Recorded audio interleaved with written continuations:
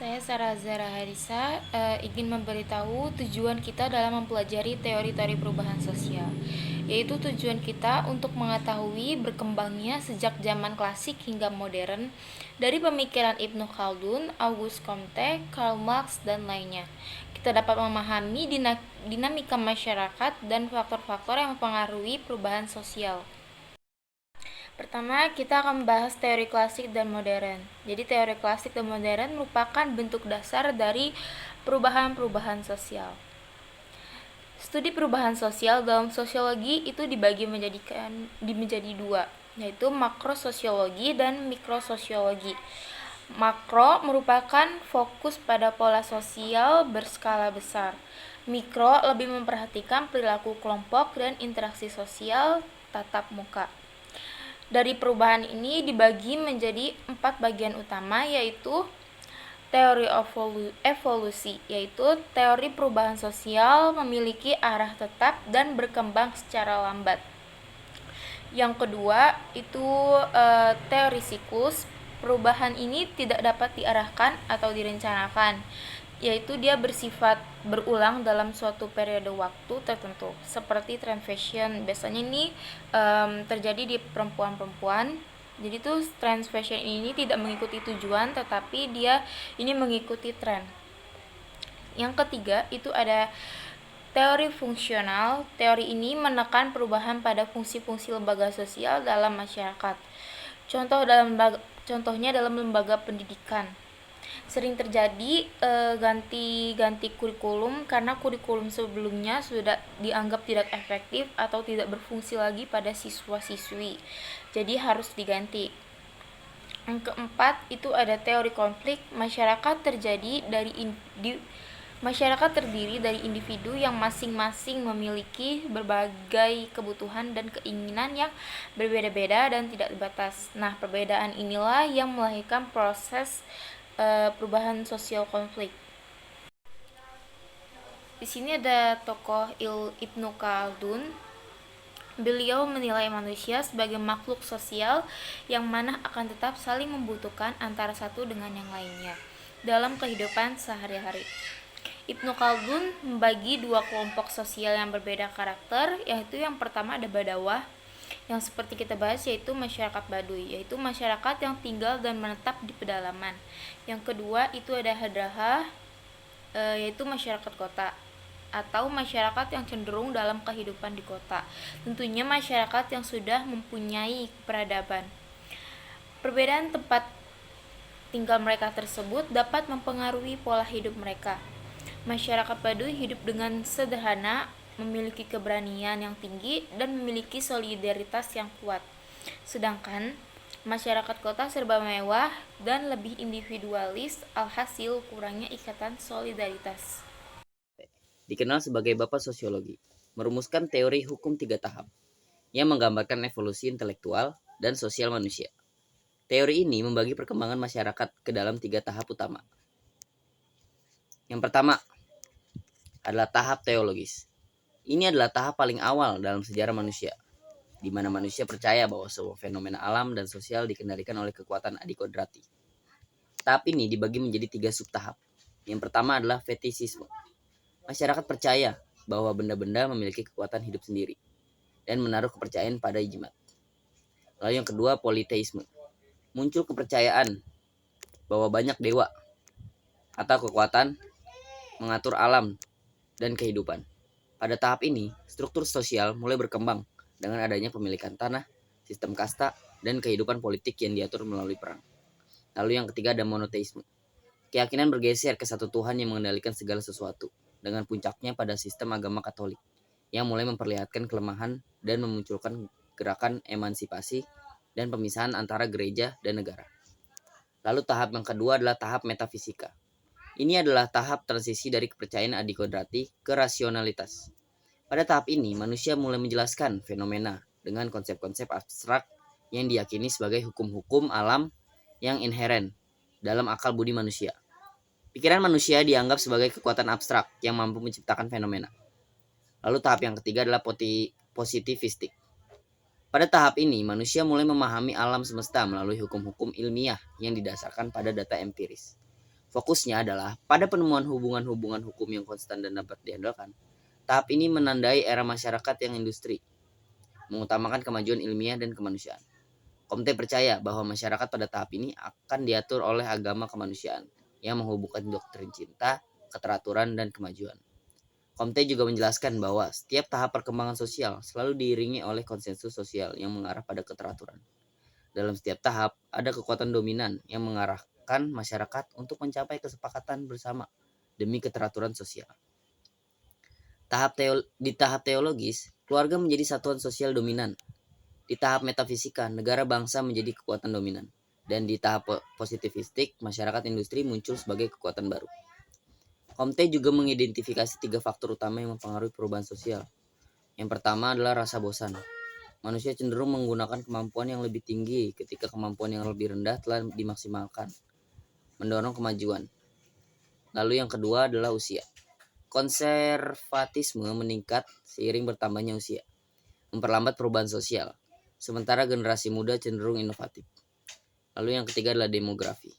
Pertumbuhan populasi dan peningkatan kepadatan penduduk menciptakan tantangan baru yang memerlukan solusi baru, yang mendorong pertumbuhan intelektual dan moral dalam masyarakat. Dengan teori ini, Comte berusaha menjelaskan bahwa masyarakat bergerak melalui tahapan-tahapan yang dipelajari dan diprediksi berdasarkan hukum-hukum sosial yang berlaku. Karl Marx, yang terinspirasi oleh Kant dan Hegel, melihat perubahan sosial sebagai hasil dari kontradiksi dalam kehidupan material, bukan ide. Menurut Marx, masyarakat berkembang melalui konflik kelas antara bourgeois, pemilik modal, dan proletar, pekerja. Bourgeois menindas proletar yang menyebabkan alienasi dan kemiskinan di kalangan pekerja.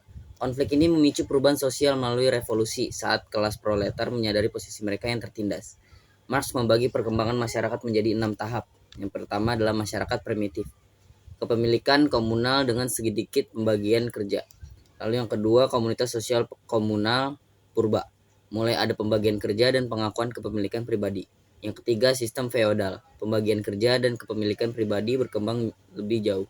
Yang keempat, tahap bourgeois, masyarakat mulai didominasi oleh individualisme dan hubungan ekonomi. Yang kelima, tahap kapitalis, kelas proletar bekerja untuk bourgeois dengan menjual tenaga kerja mereka menghasilkan produk yang dijual di pasar impersonal. Yang keenam, tahap komunis, kepemilikan pribadi hilang dan masyarakat kembali pada hubungan komunal tanpa dominasi ekonomi. Menurut Marx, perubahan sosial yang sebenarnya akan terjadi melalui revolusi kelas, di mana masyarakat akhirnya akan mencapai tahap komunis, di mana tidak ada lagi penindasan dan alienasi, dan individu dapat berkembang sepenuhnya dalam komunitas. Selanjutnya di sini ada Herbert Spencer, yaitu menuju masyarakat heterogen. Yang pertama di sini ada homogen, yaitu masyarakat sederhana dan seragam. Dalam konteks perubahan sosial, istilah ini merujuk pada masyarakat yang memiliki keseragaman atau kesamaan dalam bidang berbagai aspek, seperti aspek budaya, nilai norma, dan praktik sosial. Masyarakat homogen cenderung memiliki karakteristik yang serupa di seluruh kelompok anggotanya, sehingga perbedaan individu atau kelompok tidak terlalu mencolok. Yang kedua di sini ada diferensiasi, yaitu terjadinya pembagian kerja dan spesialisasi yang menyebabkan masyarakat menjadi lebih kompleks.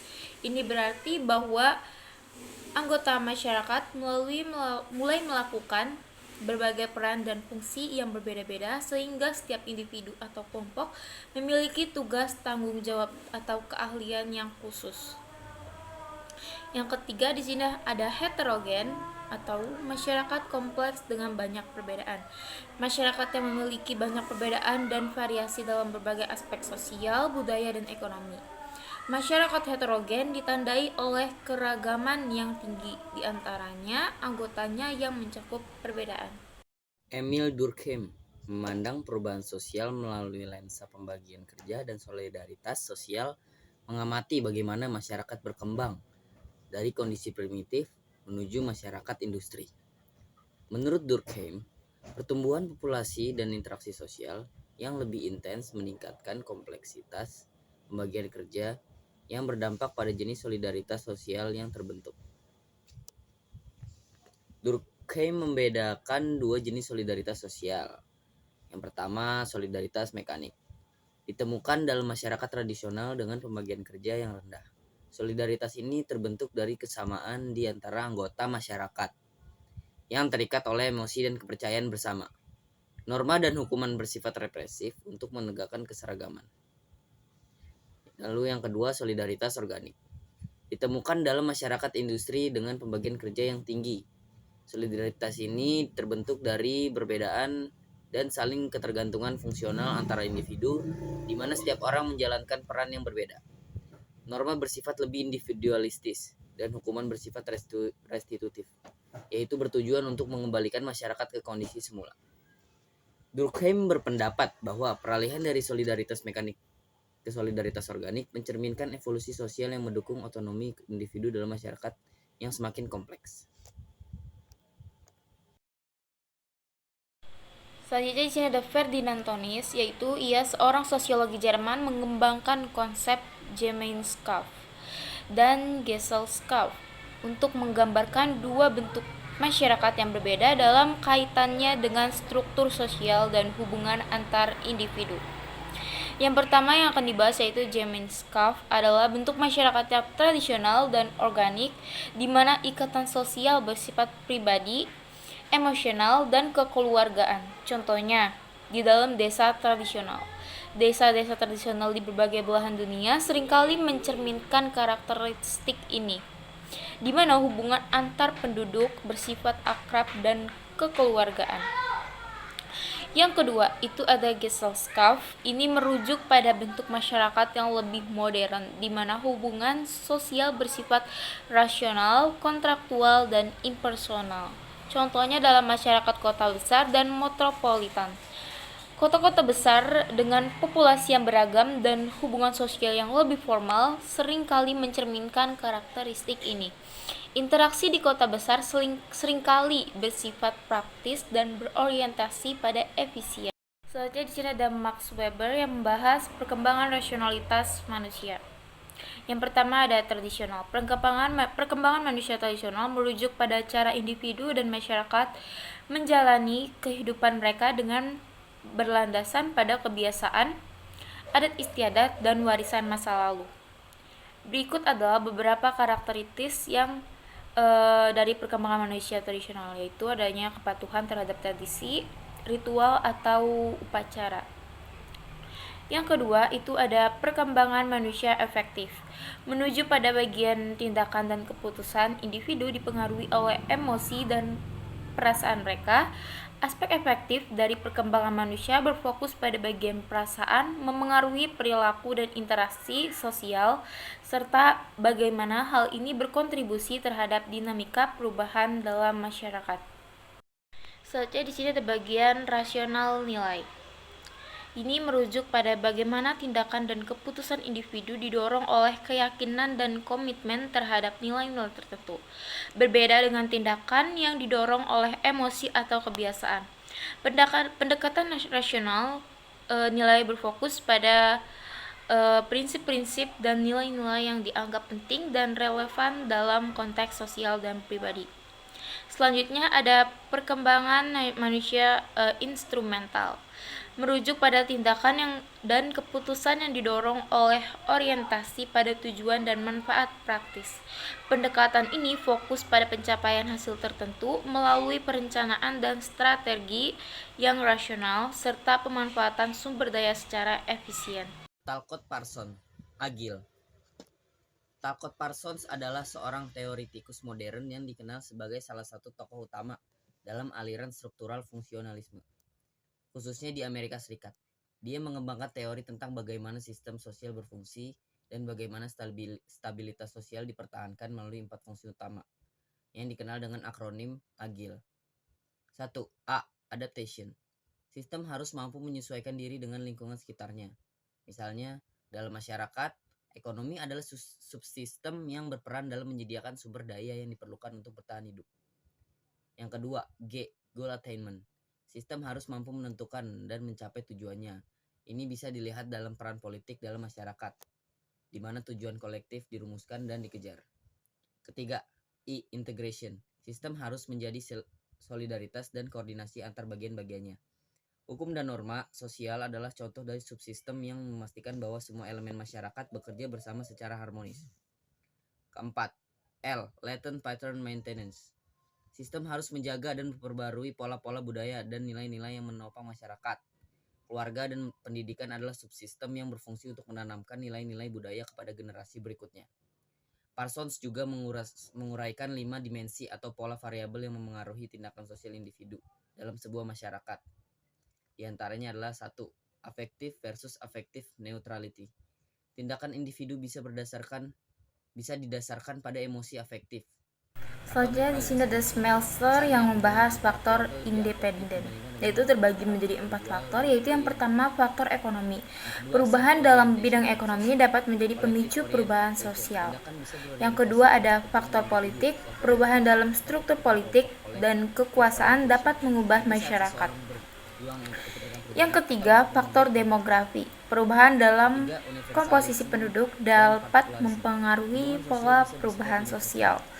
Yang keempat, itu faktor teknologi. Inovasi teknologi dapat mengubah struktur dan dinamika masyarakat. Seperti perlakuan khusus anak terakhir dalam keluarga. Lalu yang keempat, quality versus performance. Hubungan sosial bisa didasarkan pada status yang diberikan sejak lahir atau quality atau ascribed status, atau pada prestasi yang dicapai, performance atau achieve status. Lalu yang kelima, specificity and diffuseness. Hubungan bisa spesifik pada situasi tertentu, specificity, atau menyebar ke banyak peran dalam masyarakat, diffuseness. Seperti seorang guru yang juga memiliki peran lain dalam komunitasnya. Parsons berpendapat bahwa agar sebuah sistem sosial dapat bertahan dan berfungsi dengan baik, semua komponen ini harus berjalan dengan harmonis, memungkinkan masyarakat untuk beradaptasi, mencapai tujuan, menjaga integrasi, dan melestarikan nilai-nilai sosial.